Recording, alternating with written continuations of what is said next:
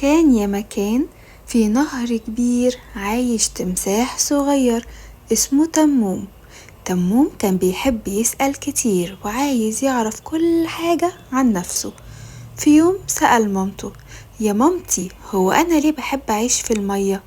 ضحكت مامته وقالت: علشان يا تموم التماسيح ممكن تعيش في المية وكمان تقدر تعيش في اليابس. اتعجب تموم وقال: يعني أنا بعرف أعمل الحاجتين؟ مامته قالت له: أيوة، وإنت كمان سباح شاطر.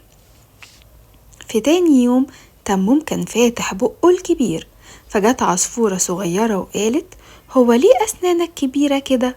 رد تموم بفخر وقال: علشان أنا باكل اللحوم وبحتاج أسناني علشان أمسك الأكل. وفي يوم تموم كان قاعد زعلان، فمامته سألته: مالك يا تموم؟ قال لها: هو أنا ليه حجمي صغير؟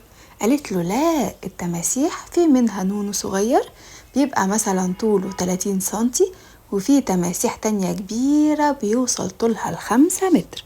قال لها: ايه ده؟ يعني أنا كمان لسه هكبر أكتر من كده؟ قالت له: طبعا.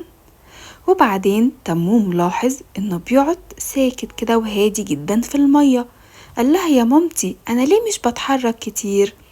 قالت له: علشان التماسيح بتحب تستنى بهدوء لحد ما الاكل يقرب وبعدين تهجم عليه بسرعة. وفي الاخر تموم قال: انا طلعت تمساح شاطر جدا، بعرف اعيش في المية وبعرف اعيش في اليابس كمان، وعندي اسنان قوية وبقدر اصطاد الاكل بذكاء. حضنته مامته وقالت: اهم حاجة يا تموم انك بتسأل وتتعلم. كده يا أصحابي اتعلمنا من القصة إن التمساح بيعيش في المية وفي اليابس، عنده أسنان قوية وكتيرة، بيستنى بهدوء علشان يقدر يصطاد فريسته، وإنه كمان سباح ممتاز. لو عجبتكم القصة اشتركوا في القناة عشان هنزل لكم بكرة قصة جديدة. باي باي.